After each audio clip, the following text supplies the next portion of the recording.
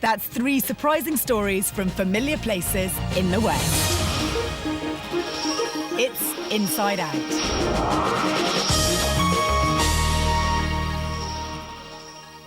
There's more to a pint of cider than meets the eye.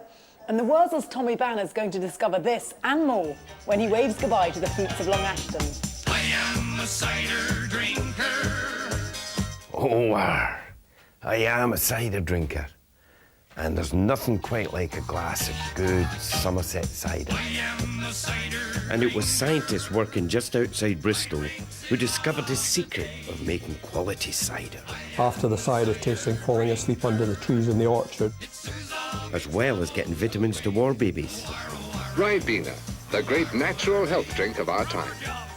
Helping farmers fight pests and diseases. Long Ashton provides the know-how and the technology. And even leading the world in genetic engineering. It almost sounds too good to be true. It's sad, but 100 years of cider research is all coming to an end. And soon the only thing that will remain of Long Ashton Research Station will be memories. Well, I don't think your grandfather will recognise this modern technology now, would he? Certainly, it's all changed. The Thatchers have been making cider in Somerset for 99 years.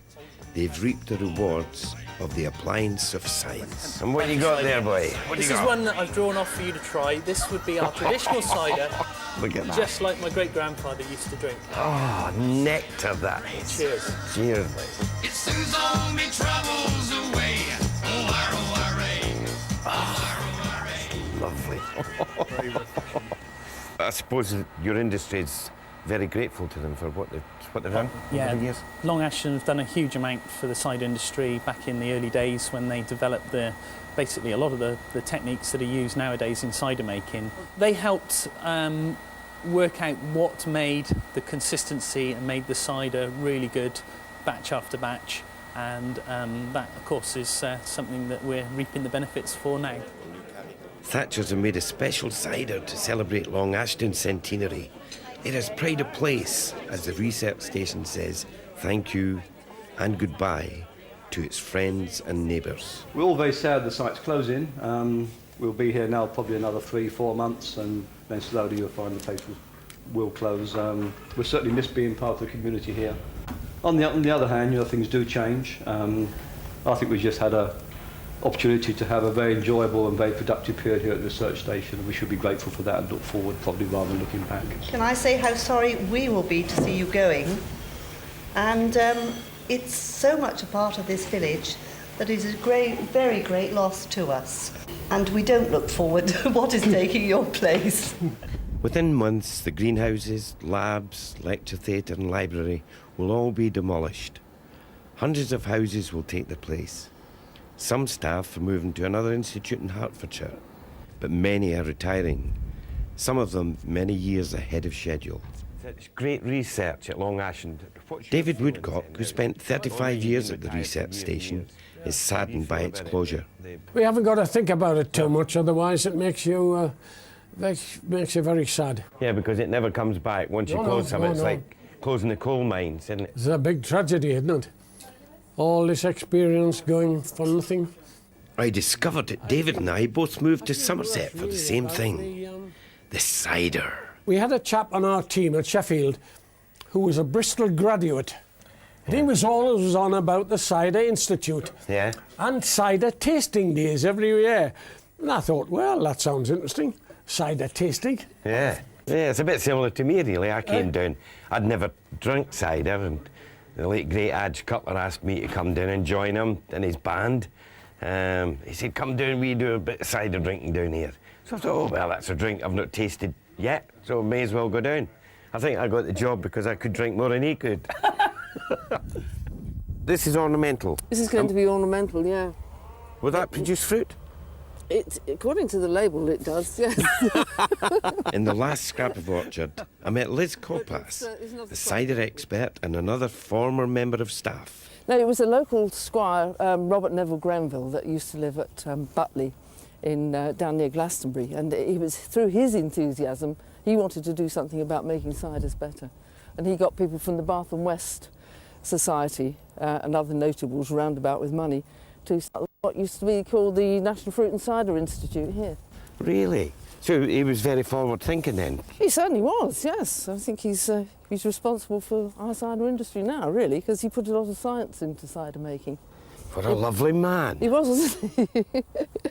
And I think a lot of the work that was done here early, really, was to select out some of the best cider varieties, some of the apples that would make the best cider. I know one round here's Kingston Black. No, that's right, yes. Lovely one. Yes. Any others you can mention? Well, everybody likes things like Pig Snout and Slack McGirdle and things like Slack that. McGirdle, what a lovely name that is. The railway line still runs through now. Yes, that's right, it does, yes. And these are... In the oldest building on site, I met Harry Anderson. He spent more than 30 years at the research station and has just finished a new book about it. Then here we have, of course, going back to the good old days, the cider days. These are, especially these sort of photographs, are shots that were taken at cider tasting days. By the 1930s, there was as many as 2,000 people used to attend. Really? Lots of stories that after the tasting, a lot of people would be found sleeping under the apple trees, including, incidentally, a past vice-chancellor of the university. 70 years on, the scientists here at Long Ashton are bending nature to produce trees which suit both the growers and the consumers. They are, in fact, trees from test tubes. By the 70s, the researchers at Long Ashton were working at the leading edge of plant science. They produced trees that were short, so the fruit could be picked more easily. And they used radiation to wipe out diseases in plants. Growers were delighted. But awkward questions were beginning to be asked. Do you think this messing about with nature could be harmful? Oh, no, not at all. We're not messing about with nature, we're improving on nature. But if there were worries about test tube farming in the 70s, they were as nothing compared to the furore that blew up in the 90s. And once again, Long Ashton was at its heart. Scientists like Nigel Halford were using genetic engineering to make crops with amazing new properties. But consumers were starting to call them Frankenstein foods. Well, it's said that 6 years ago, you said that genetic modification was too good to be true. Does that still stand? Well, you know, globally, GM crops have been tremendously successful. I think people in this country and perhaps elsewhere in Western Europe might be surprised to hear that, but the debate in the UK undoubtedly has been extremely damaging to what was a plant biotech industry with tremendous potential a few years ago, and much of that has gone now. I'm amazed at what Long Ashton will leave behind. For a start, an amazing body of research into apples. Us ciderheads will always be grateful for the work the scientists did, and I discovered so will children. We did a lot of the groundwork which led to the development of Ribena. Remember when he was small? All those colds? Until we read about vitamin C. This work started during the First World War when we determined the vitamin C content of a whole range of different fruit juices. And of course blackcurrant came out top.